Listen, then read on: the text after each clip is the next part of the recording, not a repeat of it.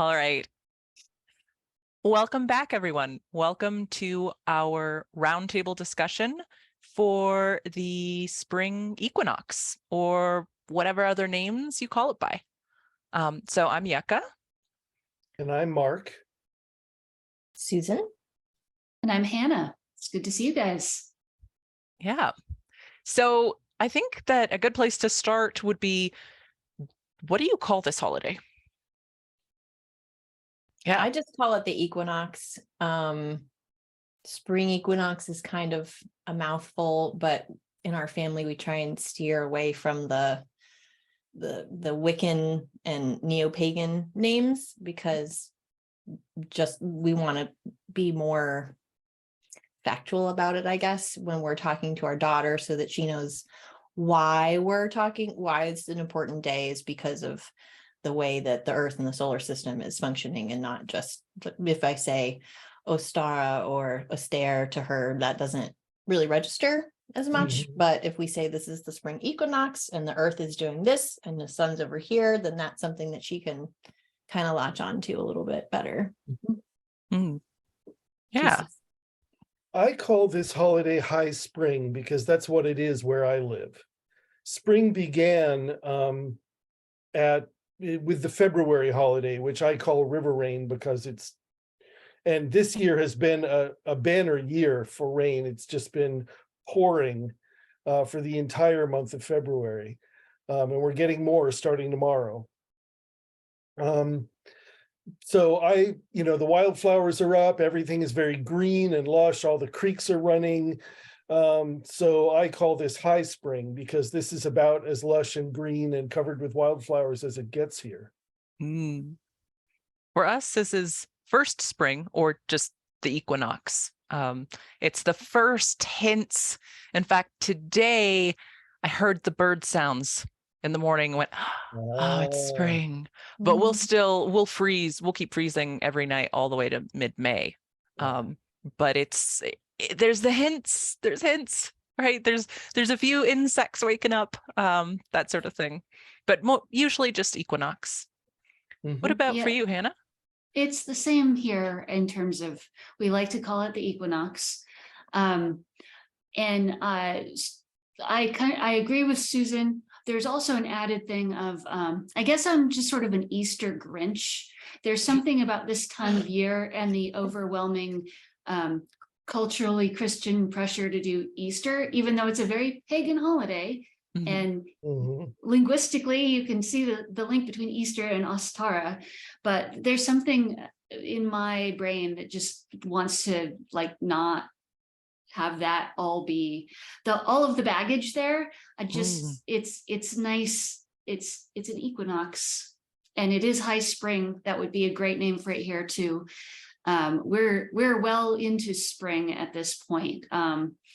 We have buds on our leaves.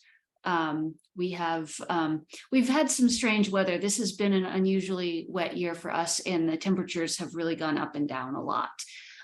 So it feels legitimately like spring, which it doesn't always do here in the desert of Southern Arizona.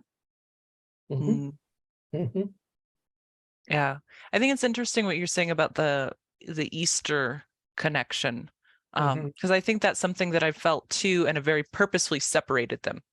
So for us, Easter is, so Christmas and solstice, they really overlap for us, but same thing with Hallows and Halloween, but with the Easter's date jumps around so much that for us, it's, it's a really separate thing. Like the kids will go over to their grandmother's and do an Easter egg hunt, which tip, by the way, we put Legos inside of the Easter eggs so that we don't load them up with that much candy. They still get some candy, but we put Legos instead so that it's not like a million, just there's so many candy holidays, right? But yeah, we just for us, they're completely separate. I was going to make some of the same observations because they're so far apart, that this is the holiday where we have to keep reminding the grandparents, well, actually, we're going to have already done our egg hunt the month before. This isn't actually the weekend that And we'll still probably decorate eggs twice, right? Mhm. For us, for spring equinox, we'll do the egg hunt with real eggs with natural dye in the yard. And then whatever the grandparents want to do, if it's candy baskets, if it's, the dye that comes in little packets or whatever, we'll do that with them. Whatever they want to celebrate, we'll do that as their celebration. But ours is just a separate time. Uh-huh. Mm. Yeah, I was saying before we started recording that one of the things that I do with the Wheel of the Year is I conceptualize the cycle of a human life as running along that course. So birth at Yule or midwinter, and then infant toddler kind of status at River Rain at the beginning of February. And so this one is kind of grade school kids, maybe up to the age of 10 or so. And so I think of this holiday as being a very childlike holiday. There's fun stuff to be done. The dyeing of eggs is always really fun, and I like doing it with the natural dyes as well. And of course there is candy. And we make raspberry lemonade and play kids games like Chutes and Ladders and Candyland and stuff like that. And try to get into the mindset of wonder that children have as much as we can. I love that. Those games are fun for whatever age. So, yeah. Yeah, it's good to have an excuse.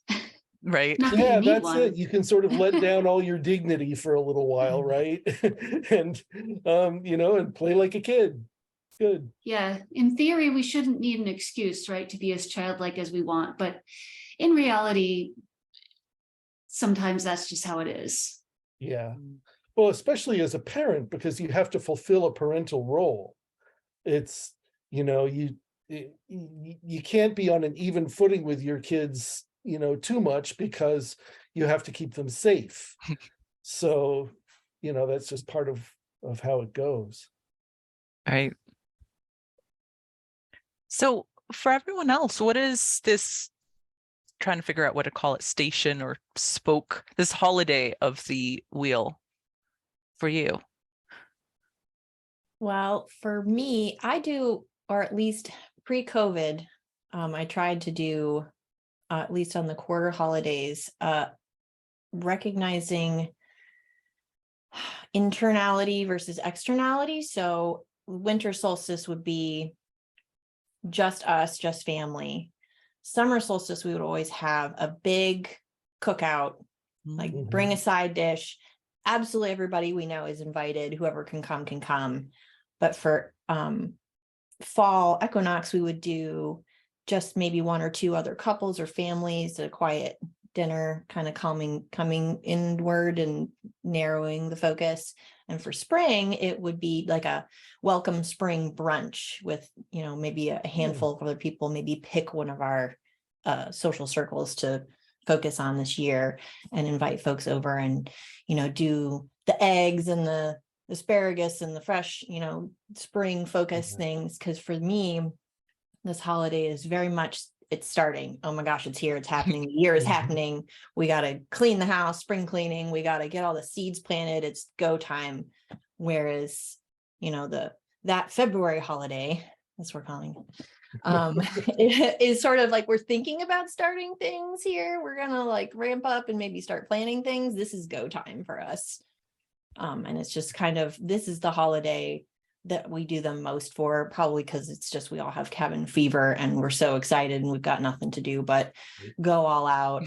I have pruned my fruit trees. So we've got peach and pear branches blossoming on our mantle, our family focus, and some water. And it's like, oh my gosh, it's really happening. I can see the plants. They're coming up in the front. Oh, look, there's a crocus and a daffodil. Oh my goodness, the iris, they're poking up. And it's just excitement all over. So childlike, excitement about the world happening and coming alive again is really on point for us.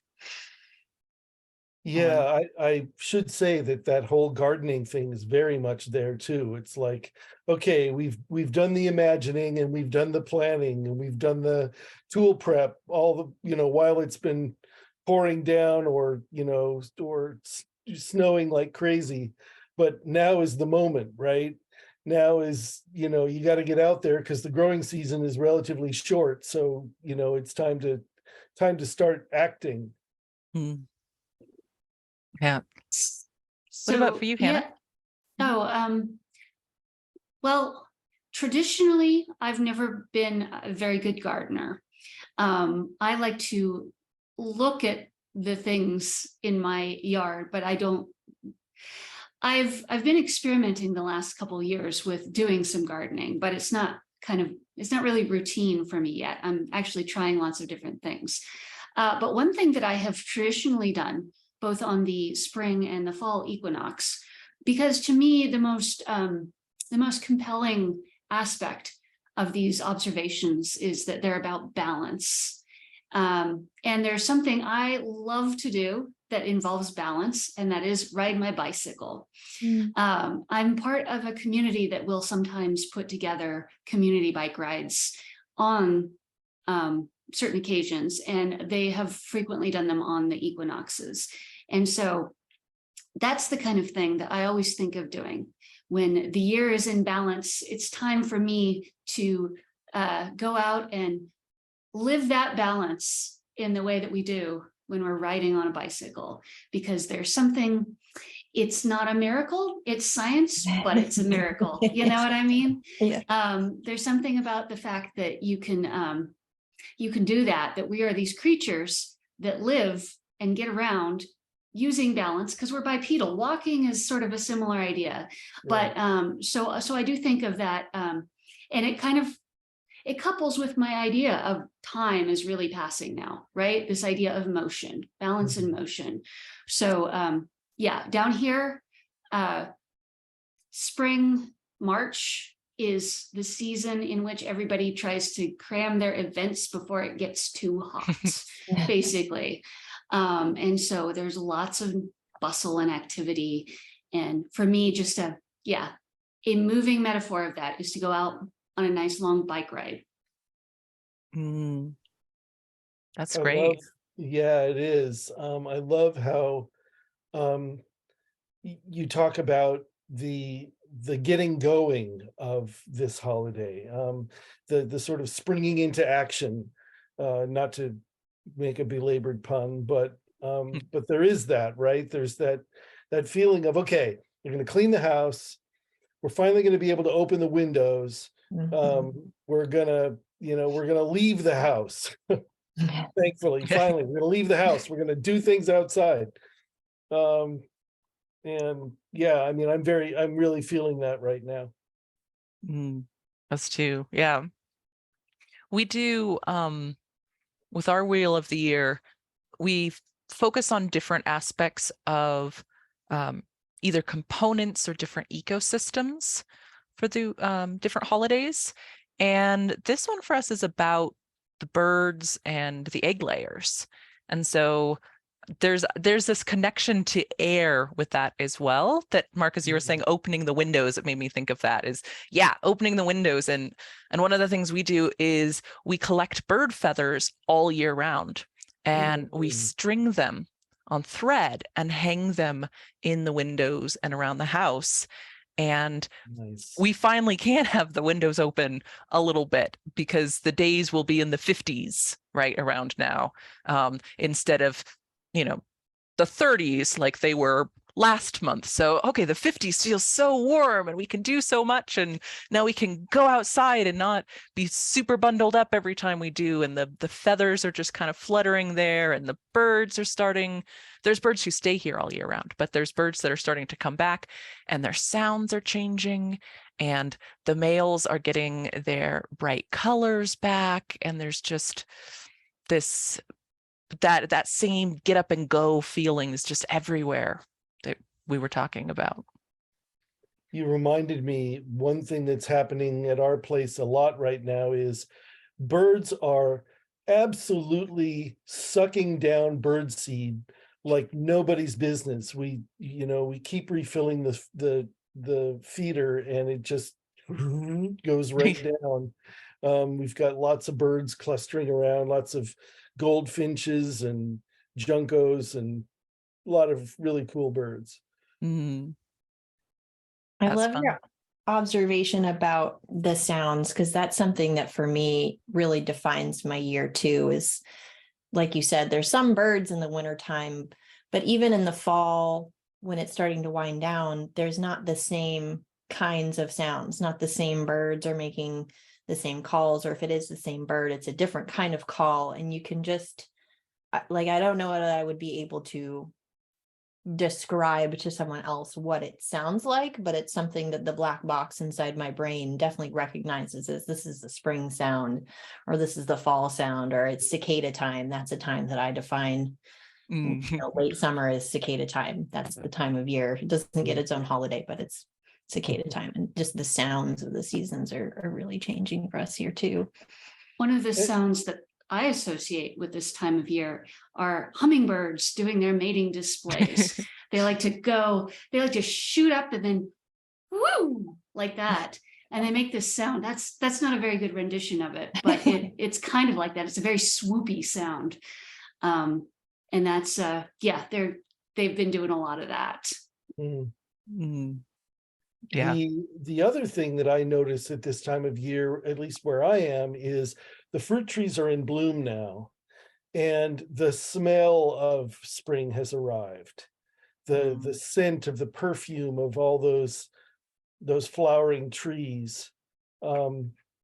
Last month it was acacia, which blooms very early here. It blooms in February, but which is terrible for people who are allergic to it. But now it's fruit trees and starting to be some aromatic flowers, and it smells like things are coming back to life rather than the smell of winter, which is the smell of rain, which I love, but it's not the same. Right. This keeps going, keeps turning and turning.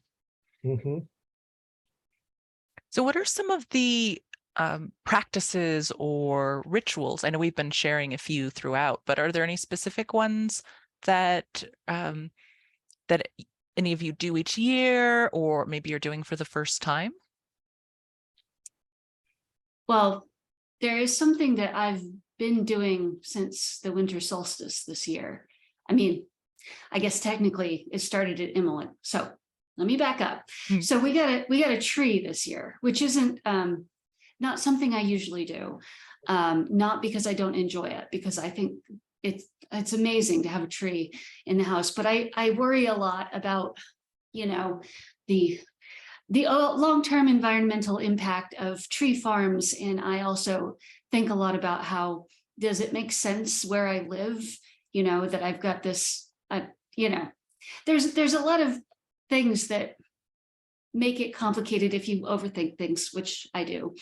But one of the nice things about the tree this year is that when we were done with it, I thought, well, I could burn this. So historically, I've been part of a community where they had a Christmas tree burning, in early January, and that was always a good time. And I thought, well, what if I do that? But what if I don't burn this whole tree? For one thing, I don't have a good place in my house to do an actual bonfire. I just have an outdoor grill. What if I just take pieces of it and burn it throughout the year on the wheel of the year observances? Because one of the things I like to do is to have some kind of a fire and to make it a sacred fire in some way, like by lighting it without matches, or by adding things to it that are special, like rosemary from my backyard, or scented oils, or something like that. And I thought, well, this year, since we have this tree, and we spent a lot of money on it, I would like to continue using it for that. And so I've been doing that, and I look forward to doing that on the equinox. And I actually just realized that I got all of the branches off of it so that when May Day, when Beltane comes around, I might actually be able to use it as a maypole. Whoa. Yeah, so I mean, that really helps some of these concerns that I have that I was talking about, overthinking. It makes it feel like I'm not just getting a tree for one occasion and then discarding it. I'm actually, you know, weaving the reuse of it into my further observances. And I'm really enjoying that. That's lovely. Mhm. I do something a little bit similar. I save the bottom part, the bottom 2 feet or so of the trunk of my Yule tree to make the Yule log for the next year. So, you know, I've trimmed all the branches off it and sawn it off, and it's now sitting and drying in an altar-y, focusy sort of place in our house. And we'll decorate it and burn it as a Yule log next year. I really like ritual practices that extend across multiple holidays that way. Especially when they have some sort of a story arc that goes with them. Like some people make a little poppet for Imbolg or whatever the February holiday, whatever you're naming it. And that then sort of sits on the focuses for the various stations of the year until you get to Hallows, and then you burn it. And then there's nothing until it gets born again at Imbolg. So I really enjoy traditions like that. They feel like the storytelling part of it is powerful. What about you, Yucca? Do you have any particular? Not for the day of, not yet, at least. We'll see how that develops over the years. But really just the feathers that I was talking about earlier, and the spring cleaning, right? There's of course, cleaning has to happen all the time, but there's something about this time of year that's just, oh, I gotta get cleaning, gotta get the place ready. Actually, earlier today was working on getting the greenhouse reset. We're still pretty far out from being able to put anything outside in my climate, but we can start things now. So all that stuff that you're going to start your, 8 weeks before last frost, it's like, okay, now we can start planting those and getting those ready and, just going through things. So that's the theme for us right now, is the actually getting to start the work. We're not just planning anymore, but beginning, and we don't get a lot of moisture, but it's still dry enough now that, we can move things around and all of that. So it's all very practical. Yeah. What about you, Susan? Well, I already mentioned the eggs. That's something we do the day of, or this year we'll probably do it the Sunday before, just because weekends are obviously easier for that sort of thing. We'll do a nature walk. We do that as anytime that we can, if it's not, pouring or something, at any of the stations of the year. And I have a seasonal meal, so that's pretty standard across all of them. But we also, one thing I want to try this year is, we're in the same boat where, Mother's Day is about where it's safe to put things out, but we're starting the seeds. And what I want to try this year is planting some flowers to give then as gifts at May Day, Beltane time of the year. And sort of that transferring and planning ahead from one and thinking ahead to giving to the other. And we also are trying to make, because the winter solstice and spring equinox kind of align with Christmas and Easter socially. They tend to be very much about presents. We're trying to, and then at the summer solstice, our daughter needs, and probably a little bit before summer solstice, actually, she needs like a new swimsuit or new outdoor things. And around Hallows happens to be her birthday. So it's kind of, those are the present-y ones. And then in between, for, you know, Imbolc, Beltane, different things, we're trying to be about giving to other people. And so we're doing the giving at, you know, May Day, but we're also thinking about the giving, you know, here at the equinox. So we're kind of trying to tie that in this year. We'll see how it goes. For me personally, on my private practice without the kiddo is very much about intention setting. I don't necessarily do it the same way or have the same sort of ritual each year, but that's definitely the focus each year for what it is that I'm doing. And it's pretty exciting because hopefully I can do it outside instead of, you know, it's one thing to adventure outside and go hiking and stuff and you're all bundled up, but it's another thing to, you know, drag out candles and your other implements and try and suffer through the wind. It's harder to do.